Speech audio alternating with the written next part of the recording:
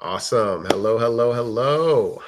This is really, really exciting. So we've got the Rotary Club of Social Equity and Impact, and we are excited about having a conversation today.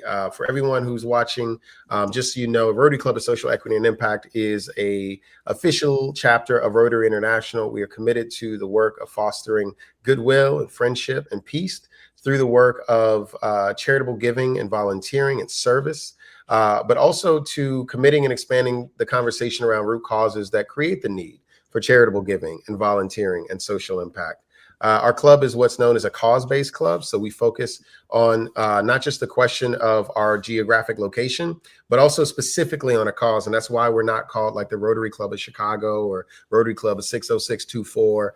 We're the Rotary Club of Social Equity and Impact, because social equity and impact is the cause that we are about here, whether that's housing insecurity. We're not just talking about whether and if people are experiencing homelessness. We want to talk about why and how we can get involved in preventing homelessness, not just addressing the fact that people need beds. If there is hunger, we want to talk about why some people don't have food in America, and we're the largest economy in the world. Not just what, but why. If we're talking about why more Black folks don't get jobs in some of these big tech companies, and no tech company that has more than 10,000 employees in America has ever had more than 8% of their staff be African American. It's not just that that's not the case. Why? And what are the strategies? Our club is here to normalize conversations about this. And so today we're talking about something interesting. Today, we're talking about the question of what's known as pluralism. It's a word that former President Obama has used a lot in the last several months. He just conducted a conference last week in Chicago focused on this topic of pluralism. And pluralism is basically the idea that if we want to have a democratic society, we also have to be able to hold the tension of disagreement. We have to be able to know how to disagree and talk to one another. A lot of the stuff that we've experienced in the past, some people have called things like cancel culture, calls for accountability. The question of, if you have privilege, you need to be quiet. If you're marginalized, you need to speak up. The focus on allyship and these sorts of things, they can be very confusing. And what President Obama looked at was our current political state and the current state of discourse in America. And given that Rotary International and Rotary clubs have a commitment to fostering goodwill, fostering friendship, and fostering peace, that's often going to start with increasing communication and us actually talking to one another. But if we're talking across one another, then how can we actually build a united states? And he called this into light because he feels that the fabric of our democracy is being torn apart. And it's not being torn apart because we disagree. It's because of what we're doing and how we act and how we are increasingly becoming tribal as we disagree. So I wanted to open up this conversation about that because that's also such an important part of Rotary, to embrace this idea of the tension of our differences. One of the quotes that he talked about, and I'd love to get y'all's thoughts about this, I'm going to juxtapose this side by side with something that Brother James Baldwin, who many of y'all are probably familiar with Brother James Baldwin. He was an artist and an activist and an incredible thinker. He also said something. I'm going to put this Obama quote side by side with what Brother Baldwin said. And so when we look at Obama's quote, he says, the alternative to pluralism is what we've seen here in the United States and in many democracies around the globe. Not just more gridlock, not just public cynicism, but an increased willingness on the part of politicians and their followers, the everyday American, to violate democratic norms, to do anything they can to get their way. Obama discussed the power of pluralism with thousands of live and online attendees at a deeply divided time in U.S. history, and an unsettling one for Democrats as Republican Donald Trump returns to the White House. Building lasting majorities that support justice required what he called framing our issues, our causes, and what we believe in terms of we, and not just us and them. He said that doesn't just mean rolling over when opponents abuse power. He said that's a problem. And when that happens, we need to fight for what we believe in. A lot of folks heard what he said and they were like, it's not the job of marginalized people to tolerate bigotry. Mr. Obama. It's not our job to listen to people who say, I don't think you exist because you're transgender, and tolerate that and call that healthy discourse to engage. And they were saying that, why our job isn't to just be friends with everybody when their commitment is against our very humanity. And so I want to hold this in line with something that Brother James Baldwin said. He said, we can disagree and still love each other unless your disagreement is rooted in my oppression and the denial of my humanity and right to exist. And so it's this question of, how do we hold the fact that we don't all agree with the reality of, when some people disagree, people's very lives can be at risk and at stake. So I want to open this up. What are y'all's thoughts about this? How do you experience and see this? And what do you think about what either or both President Obama said or James Baldwin, in your perspective?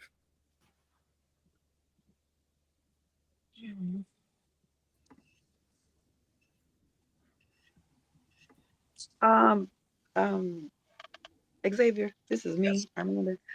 Okay.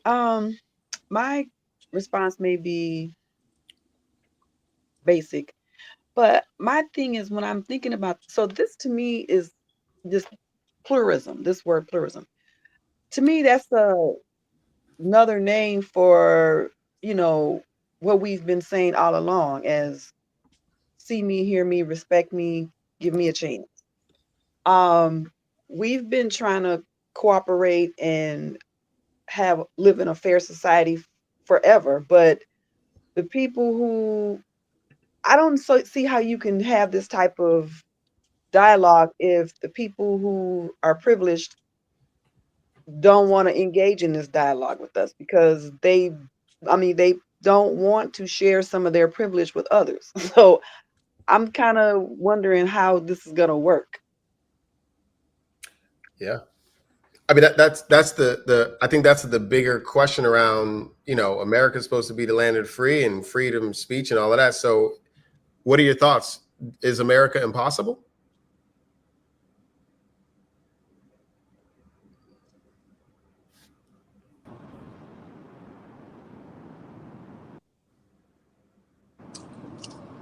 So hi, this is Brian. I have many opinions on this, many things to say. Um, I guess it's really a question of where we want to start, right? I mean, you really have to start at the beginning of America and understand that the United States as a country it's built on this sort of original sin, which is the sort of the conversion of people into capital. And it seems like the United States has tried to maintain that in some form or another. And what really changes is who is the capital at this point in time. I think we can argue, or we can have different opinions about what group of people are being currently turned into money or into resources, so for the benefit of others. But I think until we address the United States as an engine for turning people into material, I think a lot of these conversations are difficult to really engage with meaningfully, because at the end of it, what we are asking ourselves is, how comfortable are we with exploiting people and ultimately watching them die so that we can be comfortable? I think each of us has to start with that sort of conversation before we even get to these discussions, So I find these hard to really get into in a meaningful way, because at the end of the day, for me, the arrow always points back at me. And there's always a sense of accountability that I tend to align when it comes to really trying to solve these problems. I mean, that's why I always find myself working on trying to solve these problems. Brian, what are a couple of ways that you feel people can work on these types of problems, or that you do, as you just said? Oh, well, I mean, so the number one thing for me, so I am fairly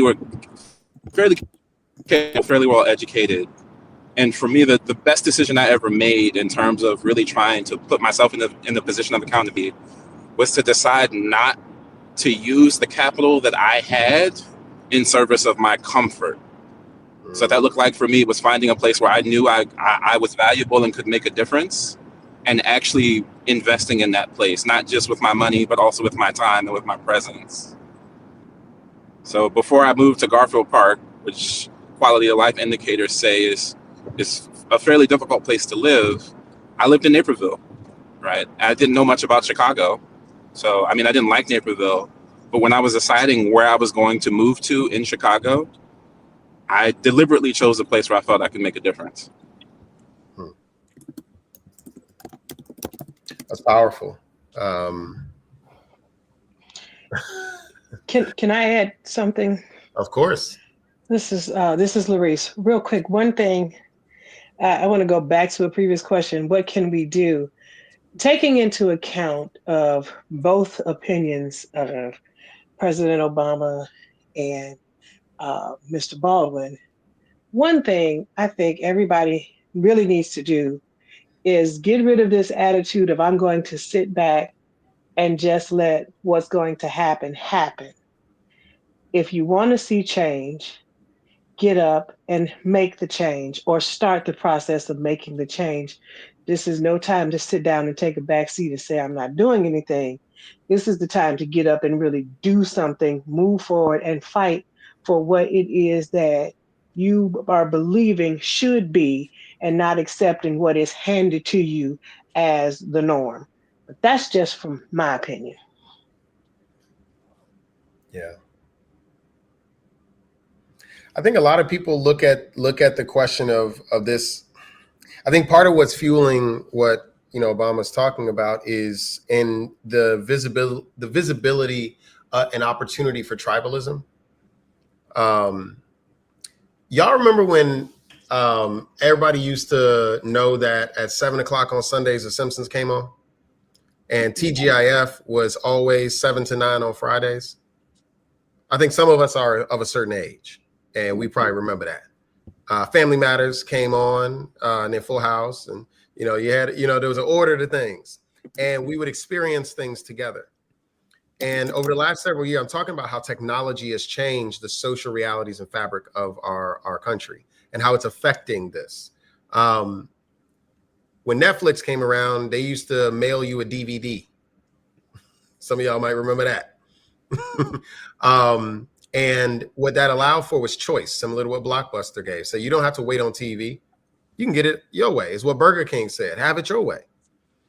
And technology eventually kept going, and things get more and more a la carte, meaning you don't have to get whatever the chef says. You can get whatever you want. Grub Up says you don't have to go to sit in a room full of people and call that dinner. You can have it delivered straight to your house.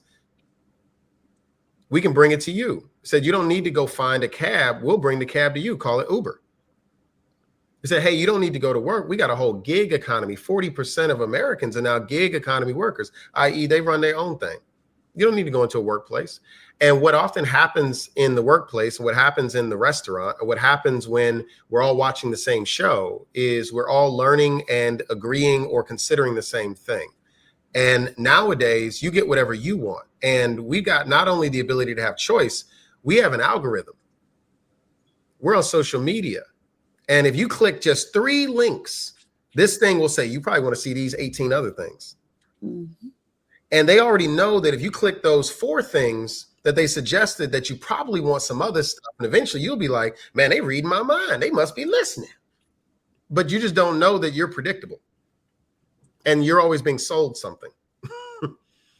And when we look at this, we realize that the opportunity to go into our own little hole is greater now than it has ever been. You will only get information on social media that you want to see. That's what the news feed started to create for us in 2011 when Facebook moved to the news feed versus what it was before, which was anything that somebody's writing, you get to see. Now you only see what you want. You get to choose. And in choosing what you want, you're also choosing what you don't want. And we don't have to have a common experience anymore. And though that is the evidence of choice, and that's really awesome, and you can have it your way, you're also now not learning about these other things. You don't have any practice talking to people who disagree with you. You don't even have any place where you listen regularly where people would disagree with you. You only watch news stations that say it in the way you want to hear it. You only go to movies. You only watch movies in your house about stuff you want. We shrink the ability for diversity while the nation is only expanding in the fractal nature of identity. We got more people who are biracial or multiracial. We got workplaces that have been talking about DEI, and you got more races and more genders in the workplace than ever. But in our personal lives, we're like, I'm just doing these 3 things. And you think after 10 years of practicing that, you're ready to go outside and talk in a diverse space? You out of practice, homie. You 100% out of practice. I am totally out of practice. You out of practice. You over here like, what's a pronoun? What's going on here? But not only out of practice, out of balance, out of equity, out of collective opportunities to hear from an assortment of individuals who come from all different walks of life for us to share common vision. And there's a reason why I'll just say peers who don't feel this way, who don't, because that's what democracy is. At the end of the day, democracy is creating an opportunity for us to build a shared vision. And when you don't have spaces created to encourage innovation, empathy, collaboration, then what happens? The majority rules. And as we all know, the majority isn't always right. And we have countless examples of historical context that proves that to be true. And that's something that I really appreciate about you, Xavier, is your willingness and audacity to go against the grain. I am not at a place yet where I have that level of courage, but I'm inspired by that because I'm raising a son who does have that freedom. So with me being first generation collegiate and him being second, it gives me pride, to know that we've created an environment for him to go against the grain. And it's kind of frightening because I realize I've raised a young man who will die for his beliefs. And that's dangerous. Yet at the same time, I wish I had that level of courage. So it's generationally speaking, I would love to hear from Ms. Irita if she has some context on that, because I know, not context, but just something to say, because I know historically speaking, from generation to generation, I feel as if my child reflects her generation in a sense. It's like beautiful history repeating itself. And Obama is, our title is kind of like, can we all just get along? And that's going to be an ongoing problem. No, we can't in a sense, but I think we should have more willingness to bring more to the table, so we can, hear them out, create equitable conversations so that we can just consider what's fair. And we just got a big problem on our hands. And I do think that history repeats itself in a good way, just like it does is bad. So I hope I live to see the day when things turn around. Miss Irita, anything to say about this, as Miss Sarita asked? No, not right now. I don't. Okay. I'll jump back in there. One of the things that also complicates this is power and voice. One of the other things that President Obama talked about was, he said, one of the reasons why this is getting harder is because more people have rights to speak now. Mm-hmm. When 40 years ago, 1984, the world was a very different place. We were 5 years into having a Community Reinvestment Act. We were 7 years into having an Equal Pay Act for women to make the same as men in the workplace. Right?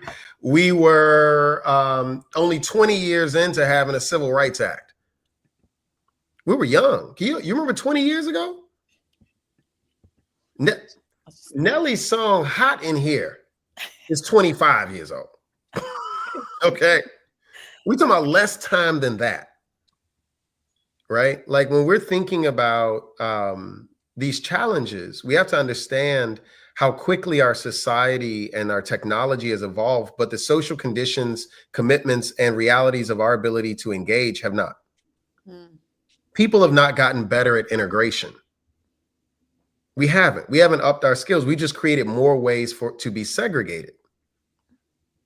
And we call it, because we're close to one another, we call it integration when it's really just more tolerance. It's just tolerance. You do you, I'm gonna do me. I'm me, you, whatever. Do you over there, be you over there. Just don't come over here with that. And I think part of it is the fact that, Sarita, your son is living in an America where he can be smart and brilliant, and he doesn't get hung up from a tree for that. How true is that based So on in news? different ways, but I'm saying like the guarantee for that, yeah. my grandfather was around, my great grandparents, come on, you can't be Yeah. smart and Black.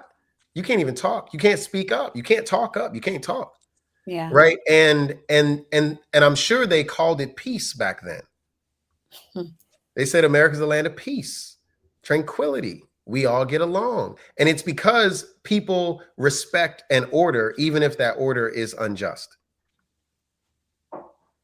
Black folks know when not to speak. Women know to quiet down. And now they over here speaking. And now in the next 7 years, the higher ed sector, so the collegiate space, 70% of the enrolled class of 2030 is expected to be women. How are men going to look at that? Are they ready for that? When those women now have degrees, come outside, they don't need you. Not financially, not like that. Are women ready to consider, if they still hold on to patriarchal and these types of beliefs, saying a man's supposed to pay, but women make more than they do, so who's paying? What are these gender norms? What are these gender norms from the 20th century you talking about? Right? Like, we would have to start to change in order to adapt. We'd have to change the way in which we think and understand our relationships to match the speed at which the world and our country's fabric is changing. And we're not doing that. And more people can speak up. Social media gives the ability for a young, what was the young woman who spoke up about climate change several years ago? And she spoke at an international convention, and she said to all the older people in this world, you are stealing the future from me because you won't recycle. Wow. You won't reduce your consumption, and I have to inherit the future. And you won't stop consuming, and you're stealing the future from us. But she has the ability to say that because social media is a platform. And she's sitting there, and we have to listen. She wouldn't have had the ability. Who's listening to a 15-year-old girl from Switzerland, Norway, or wherever? Like, who's listening to her in 1990? And now she has the right to speak. And she's making a valid claim about the future of the planet that she has to live in, because we want to keep shopping at Shein and Target. And say, that's politics. Like, this is also complicating it. So she's saying, hey, I don't want to be around you. I don't want to have to convince you. And you owe me something because I'm human too. And you're taking up this space. And the only way for you to say this shouldn't be part of the conversation is you to enforce an order that requires my silence. And that's what Baldwin was saying. We can disagree and still love each other so long as your disagreement is not rooted in my oppression, the denial of my humanity and my right to exist. And that complicates what Obama is saying, which is more in line with, let's fight for justice, let's move together and respect one another. But when the reality of how power comes into this, that would you rather respect somebody who oppresses you to keep the peace, or would you rather fight to be free? And that disrupt the order. And so I've said a bit. Just want to open it up to y'all. What are y'all's thoughts about these complexities, from technology to power, and how it's entered the chat because we fought for equity and justice, and we said that this was an equal country, but we're not great at integration? What are y'all's thoughts about this?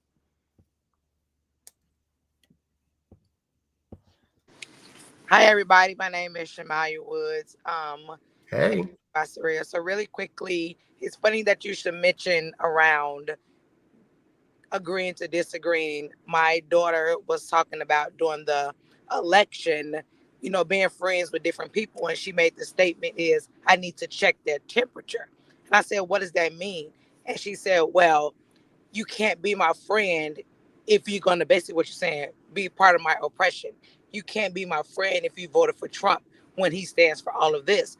I said, so you are willing to give up your friendships because of this? And she said, absolutely. that is what I stand for. You can't take away my rights or be for somebody that's going to take away my rights and expect me to have respect for you. So I found that very interesting that, she was able to, make those connections and be able to make that decision just, based off a person and the election. So these kids, I call them these kids of these time, they think very differently. They have very strong thoughts. I call her my Angela Davis. They have very strong thoughts around, our culture and how they feel about how we've been treated.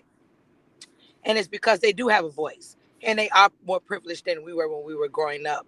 So I think it's important that they are like the next generation that's going to see that we are better as a people and they're going to stand up for things like that. So I found that to be very interesting when I was having that conversation with her. Yeah. Can I come in for a moment, Xavier? Go ahead, brother. Feel free to introduce yourself. Talay Thompson. Good evening, everyone. I think this is this is a remarkable conversation, a phenomenal topic that we all are enjoying together, and I'm grateful to be in this space to learn, to have value added to my life. Most importantly, I'm very grateful.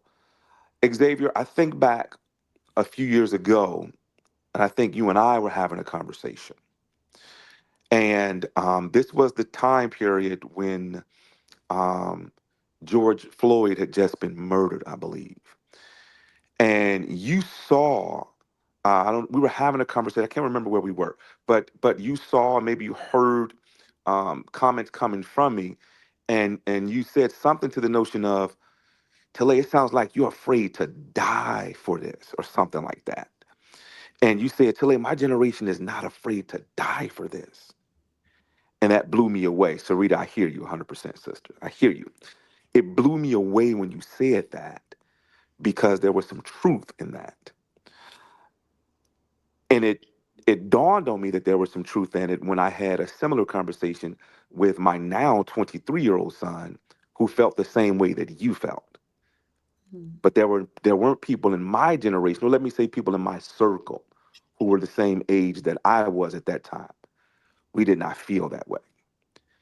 And I was in awe looking at my people, younger people, standing up for what it is that they believed in and did things and responded in a way that my generation, we couldn't comprehend. Not let me say my generation, my circle of just my friends. We couldn't, we can't even comprehend to move forward in that way, to go and loot in every community as a form of protest, to say that we're not we're not taking this anymore. But me and my friends in 1990, we can go on Madison Street and loot and take gym shoes out of Foot Locker. That's powerful. But it helped me to evolve. Mm. It helped me. It added tremendous value to me then and since then. And I think a lot of the way that I was feeling and people in my circle was feeling, it stems from how we were raised, how we were reared, what raised us, what reared us. A book called the Bible, an institution called church, that taught us um, just certain things that we deemed as values. And I think that had and has a lot to do with how a certain generation of people feel and don't feel, if any of that stuff makes some sense. So those are just my 2 cents, and I just want you to know that ever since you made that state, when you made that statement, it impacted my life, and I'm grateful to have someone like you and like all of these individuals on this call who could add that type of value to me, because it wasn't too much longer after that I was feeling, yeah, they doing the right thing. I'm ready to roll out with them too. So those are just my thoughts right there. It's a heavy thing, y'all, what we're talking about right now. And Shamalia and Talay, y'all have brought in a whole nother edge to it. Sarita, you did as well, talking about your son.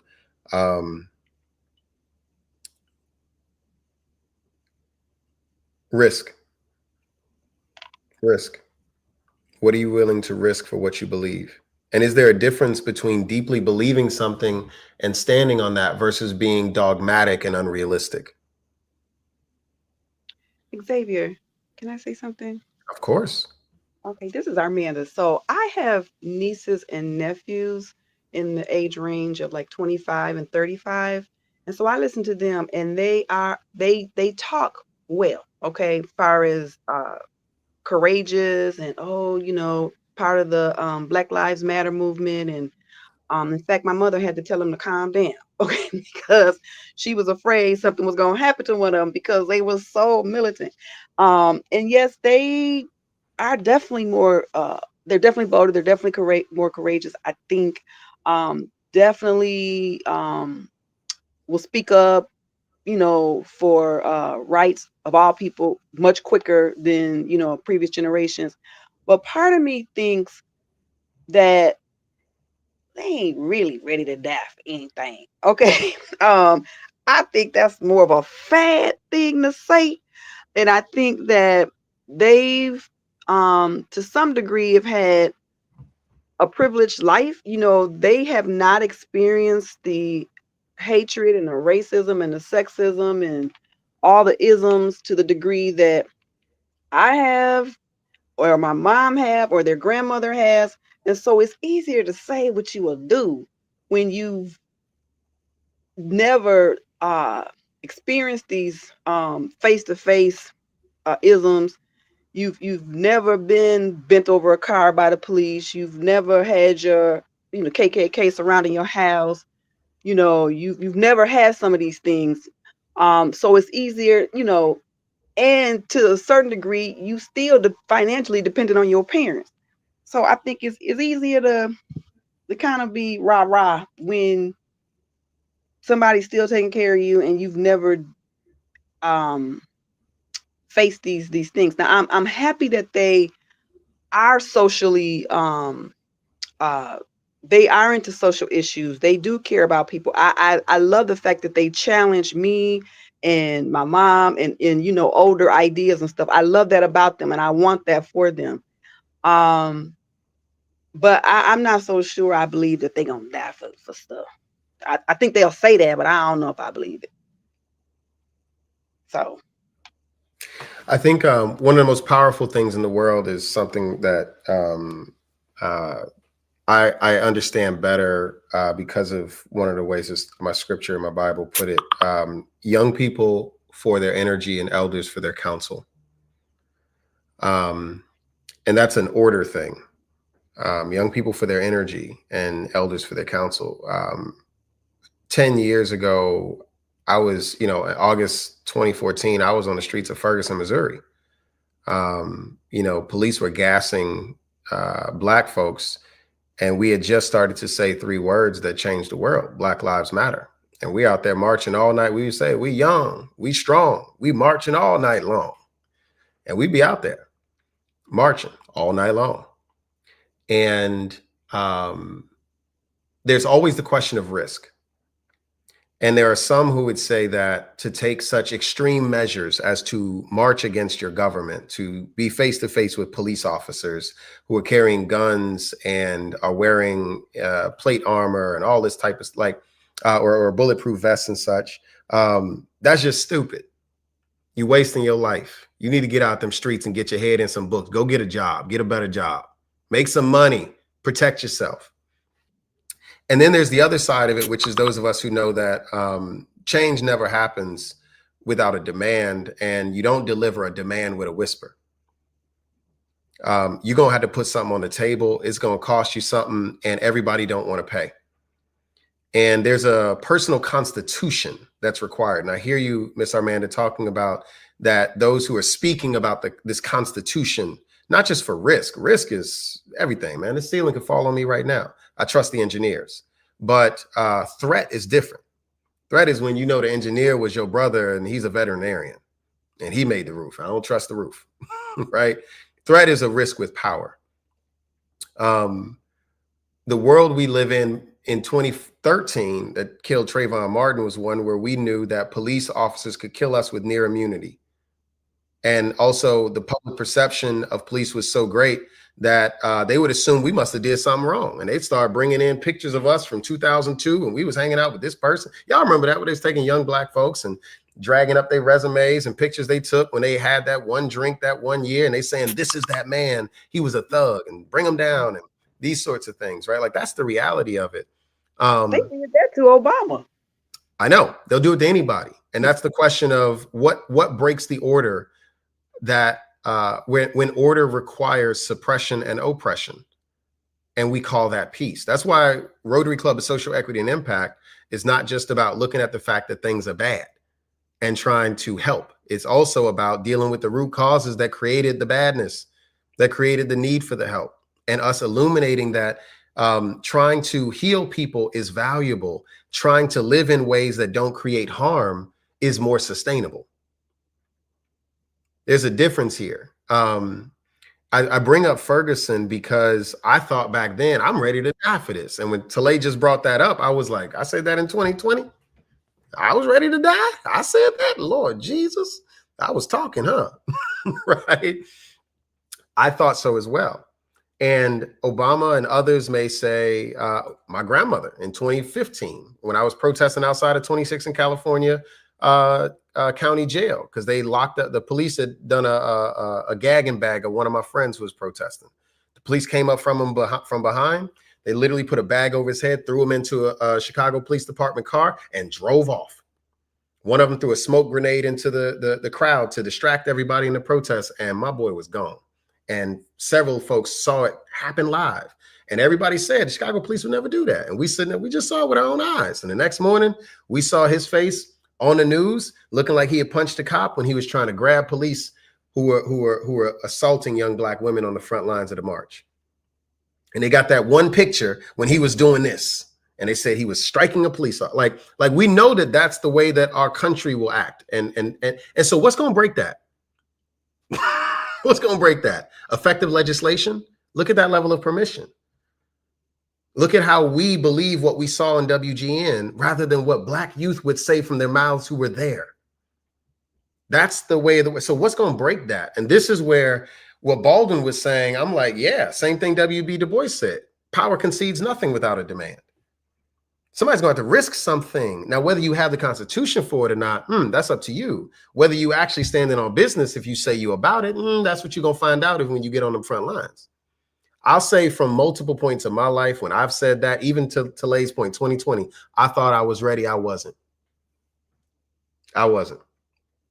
And you learn that in the heat of it. 2014, thought I wasn't. 2020, thought I wasn't. Well, I'm curious, what convinced you that you weren't? The actual experience. I wrote, if y'all go on my Instagram right now, you'll see a poem. You'll see something. It was something that I wrote, devoted to John Lewis, the U.S. Congressman. When John Lewis died, I wrote a piece called "I Want to Die Like John." It was very beautiful, very, very beautiful. And it talked about how, if I were, all as engaged as I am in social change, and how much I believe that it's going to take power. It's going to take power to change this stuff, not just ideas and hope, not just policy, though we need policy and we need hope. But you're going to have to move with something. You're going to have to risk something. And what taught me that was actually, after I wrote that poem, the next day I nearly drowned. And I knew then, when I was sitting there shaking on the dock after getting pulled out the water, I was like, I wasn't ready to go. I don't care what I just wrote and put on Instagram. I wasn't ready to go. Now, October 7th, when I was in the West Bank, when I was in Palestine, and I saw those missiles coming over the border, that was after the way that went down and what happened that day. That's when I realized I was ready.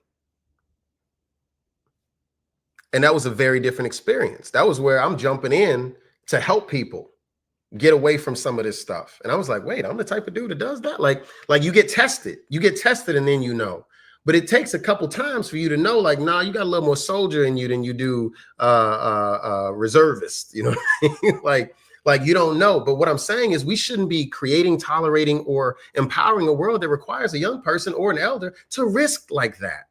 But we live in a world that requires it. And this is where I look at what President Obama was saying. I was like, sounds good. Totally agree. Yep. But if they're willing to get in trucks and bulldoze protesters in Charlottesville, how you going to stop that? If they're willing to line up little black kids in North Lawndale and put guns to their heads like I saw cops doing, how you going to stop that with y'all shouldn't? I'm not calling for violence. What I'm saying is our solutions have to name the violence that we are saying we are risking our lives to stop. And when we hear things like what Martin Luther King said, when he said riot is the language of the unheard, we have to remember that when we see people acting out in this way against systems of disorder that call themselves order, this is the evidence of the lack of hearing. And if we remember what Arundhati Roy said, there's no such thing as the voiceless. They're only the preferably unheard or the intentionally suppressed. Again, we realize that injustice and suppression are some of the greatest things that create the types of conversations that Obama's talking about now around we need to get along. Pluralism is the way we need to go forward. But I offer up the same thing that a lot of activists and organizers would say, which is, what are you going to do about the way power works then? And the way in which it only listens. It listens to the same thing that it creates, which often is violence. But order to the spider is chaos to the fly. So what is violence? Was the slave resisting their chains? I mean, it's kind of a difficult conversation, right? Like this whole thing is just difficult. That's the point. Right?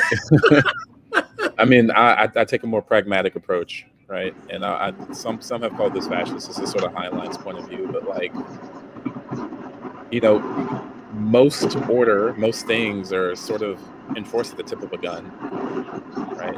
The only way enforced at the tip of a gun, at the barrel of a gun, right? So, I mean, you can say that we're not trying to call for violence, but it really is a conversation of how do you engage with folks who are being violent without violence. Yes. Right? Yes. And I mean, if we look at examples throughout history, is that feedback coming from me? Oh, I'm sorry. If we look at examples throughout history, what we see is that even when folks were supposedly nonviolent, that they were backed by the threat of violence at all times. Mm-hmm. And I think that's one of the things that we might be missing today, is that to engage in violence. No, seriously. I mean, if you look at MLK and the Deacons of Justice, right? Like, we don't even know that the Deacons of Justice existed, but if anybody really came at MLK crazy, they were going to meet them and know who they were very quickly. Yeah. The Black Panthers in the Nation helped to protect MLK in Chicago. Like, So, I mean, you really have to figure out not just who's willing to die, but who's willing to live with the consequences of their actions. yeah. That's a difficult question to answer for most folks. Now, I do think we can answer it. And I think once you start to answer it, you can then start to stratify and sort of allocate people depending upon what their level of, what would I call, recklessness? I don't know, commitment. I don't know if those two things are really easy to disentangle from each other. But I'm saying once you identify where you are on that, I think you can then be sort of put in a position where you can figure out how much you can actually do with what you're willing to tolerate or give up. But I mean, there's just so many, this thing has just been so complicated. I've been thinking about this for a long time. I mean, if you really are going to engage in violence, you have to do it in such a way where you don't suffer the consequences. It has to be strategic. It has to be strategic. And that requires a way of a strategy of moving through society and through life that I don't think many people are really willing to deal with right now. Right? Yeah. Like if you take the example of the anti-fascists, these guys who are dressed in black and they don't have social media and you never really see them in public. They don't really have good professional lives and or reasonable professional lives. They're mostly just under the radar and they're doing hit and run stuff and you never know who they are. That's a certain sort of sacrifice. And it's not clear to me that people have identified how much they are willing to give up. I think I'm hitting upon a theme here. Yeah. I mean, technologically, anonymous. Right. So waging resistance by using technology because you're your group of some of the greatest coders in the world, and you can take down entire countries because technology like that. You can reverse the work of someone taking someone hostage because you're such a great engineer. You know what I mean? Like, there's all of that. I want to zoom out a little bit because the conversation on what are you willing to risk is only a real conversation if we're willing to tolerate the fact that there are better options than violence. Like when I'm doing diversity, equity, inclusion work, many of my clients don't step back and say, oh, this is the work of building peace. They say, oh, we're doing diversity work. We're trying to get some more women in the workplace, some more, Black people in promotions and Latinos in the job. And I'm like, no. If you bringing people in who are on the margins is a form of peacekeeping, fundamentally. And if you don't understand that DEI, equity, anti-racism, these are measures of diplomacy. This is to prevent what could come next. And what could come next is somebody chin checking you. What could come next is somebody who says, you won't give it, I'll take it. In 2020, when we saw the shift from protests in the streets, which I was a part of, to people actually looting, it was to say, hey, the protests, you call the protest violence. No, this is us doing what King said in the Kingian Institute of Nonviolence Studies. When you understand that there are 6 steps to nonviolent resistance, and you understand that the purpose of protest is to get people back to the negotiation table. But the people on the outside are like, anybody who's marching on the streets is engaging in violence. And all you're saying is using your voice to say Black Lives Matter, or we young, we strong, we marching all night long. And your own community will say, why y'all do y'all as violent? It's like, y'all really don't understand how peace works. If on the other side, a white conservative will say this DEI stuff, this is violence, this is discrimination, this is racism against me. You don't understand how peace works. You don't understand diplomacy if it's hitting you in the face. This is to prevent violence. This is what you think is violence is actually just exposing your discomfort. And it's also exposing the reality of the condition of control and order that you maintain to your benefit. And your shock and awe at it is only evidence of how much you've been coddled. Because the people marching never got coddled. They never had the luxury of not knowing what the reality was. And now you're getting a day's worth of exposure to it, and you can't take it. That's what we say when we participate in nonviolent resistance. That's what we say when we shut down a highway. You all have left the negotiation table, so we'll shut down the powerful thing that Brian just talked about, your ability to make money, until you come back to the table. And though that is violent against your bank account, it may save our very lives and the sanctity of this country. And people miss all of that. They miss all of that. And then the violent folks really come in. Then them shorties running up in your store.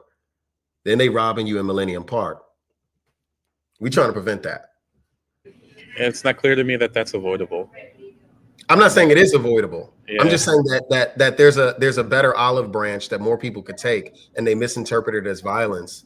And there are some people who are willing to step into that level of risk because the alternative is a different type of violence that may still come.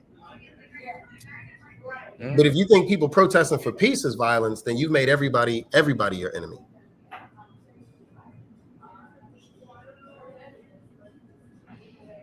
And I would just say that that's the type of mechanics that I think James Baldwin was talking about. Where he was saying, no, we need to resist this. We need to organize power for ourselves, and as well as engage that power once we've organized in unity against those who will not provide us access in a country that says this is for everybody. I think it's the hypocrisy that creates this powder keg in America, the hypocrisy of saying we're a nation of immigrants, we're a nation of freedom, we're a nation of opportunity, and at the same time, everybody knows that everybody here is not treated the same. Everybody here is not equal. We all know that. And we tolerate this fantasy is what creates the powder keg, because not only are our systems unjust, we're tolerating a lie and then getting upset when people say what the truth is. This isn't equal. That's why the work of equity is so important. Go ahead. I'm sorry for coming in, but I think this goes back to what I was originally talking about, right? I think we're talking about this original sin of turning people into money, right? And we kind of refuse to acknowledge it. But I think on the other side of that, I think there really is a question of whether there are enough resources for everybody. Is there enough? And I've seen some studies that say there are, at least right now. I've seen some analyses and studies that say that there aren't. And I've heard some analyses that say that there never will be. It's hard to really pick out what is true given what's happening on the ground. But I also think we should probably be more optimistic than I'm thinking, and at least try. But I mean, at the end of the day, it really is an unanswerable question, and the way you answer it is a matter of philosophy. So in that sense, I think we should be engaging with people at their philosophical cores. So to bring this back to this understanding or this discussion about pluralism, I think when we talk about how do we properly engage with people who are fundamentally different from us or have a fundamentally different point of view, I think it requires a level of understanding that most of us are just not willing to spend the time to really get to. It really is, you have to understand the emotions and the experiences of the people who disagree with you. And you have to really engage with them to the point that you almost kind of love them. I don't think any of us are really willing to engage with people who are threatening our lives with the sort of radical love it takes to actually make progress. You know, I mean, if I'm going to engage in stuff, I always start with myself. And I know I'm hard. It's hard for me to do that. I mean, I have issues in my life right now where I am supposed to be working with people who are on the same side. And it's very hard to find that radical love that I should be engaging with folks with, even though I try. Yeah, that's so well said, Brian. I think the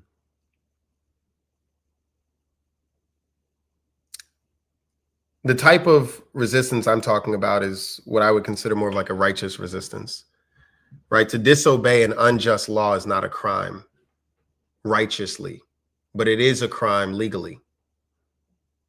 And I don't believe we're called to obey unjust laws unless we are being strategic. And I don't believe in the fight fire with fire, like how folks say, if they hit me, we hit us. I don't believe in that bust back stuff. I believe that part of the work to transform the world and build peace, goodwill, friendship, these sorts of things in what I feel to be a darkening world is to show that we can forbear it and turn it into love. But like you said, that requires a radical practice of that. And as conditions in our lives change, the calculus of how much love we're willing to give others changes. When a person becomes a parent, they be like, my kids first. That is natural and understandable. Right. But the reality is okay, so what's the output of that, though, when we need you also over here in the society, not just for your kids, but for all kids? And then you can bring that back to the election, right? Folks voted for themselves as opposed to for other folks, right? It seems to be that we've fallen into, acting for ourselves for fear of the other. And I think if we really sat down and tried to understand the other, we'd probably all do a lot better. But then, having that conversation amongst us is one thing, and then having that conversation amongst folks who fundamentally will not listen to you and fundamentally do not believe you're a person, like, Yeah. I think we'd have to start engaging in strategies to actually deal with that, to actually work with those folks, to go into hostile communities and try to talk to people and convince them that we are human, and then also try to understand them. That's such a hard thing to do. And on top of that, many of the things that we're learning or that we have discussed outright refuse to engage in that work, Yeah. Woo. Yeah, Brian dropping the gems. We just got a couple minutes left, y'all. Anyone else want to hop in? What are your thoughts about all this?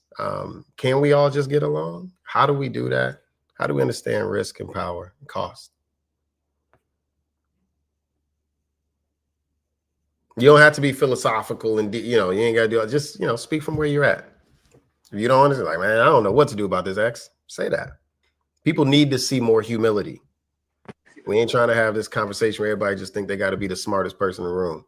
Just be humble, say where you're at.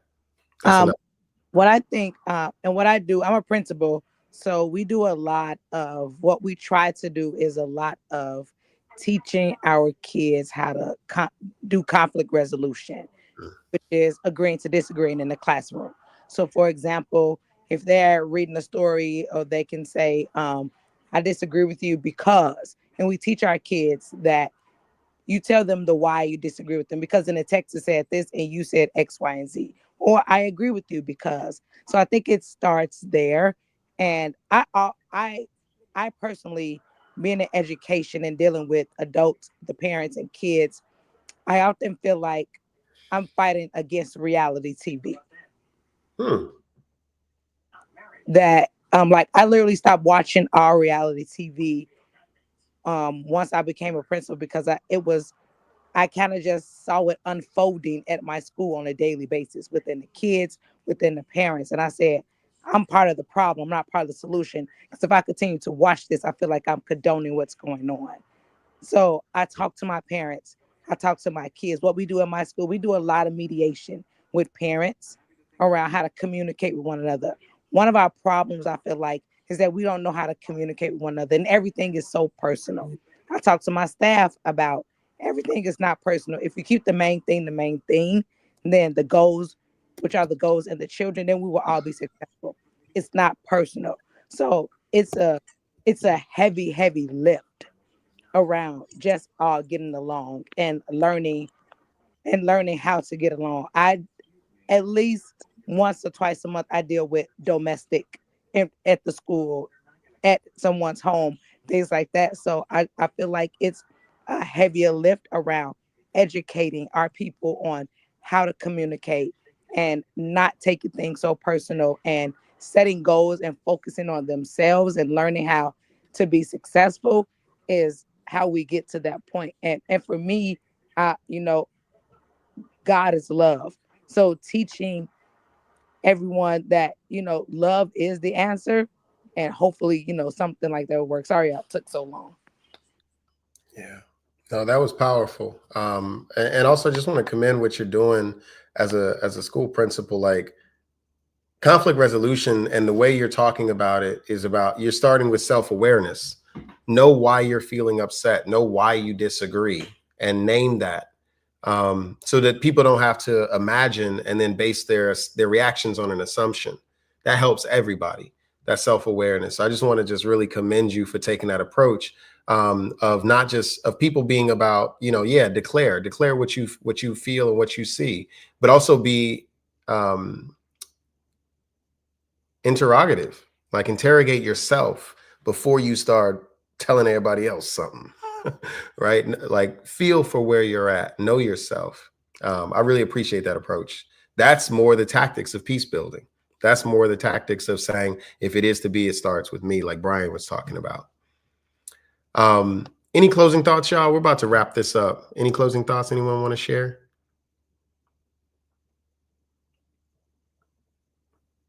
No? All good, all good. Well, thank you all so much for coming to this Rotary Club of Social Equity and Impact monthly fireside chat about disagreement without destruction, and living the values of Rotary, and talking about the question of creating peace and goodwill and friendship. It requires we understand how power prevents us from seeing and being close to one another, and how the value of, let's just all get along, also has to go hand in hand with, there needs to be justice and equity, because we need to be equal to talk equally in these sorts of things. So I just want to say thank you so much, everyone, for joining. Thank you for making time for this conversation.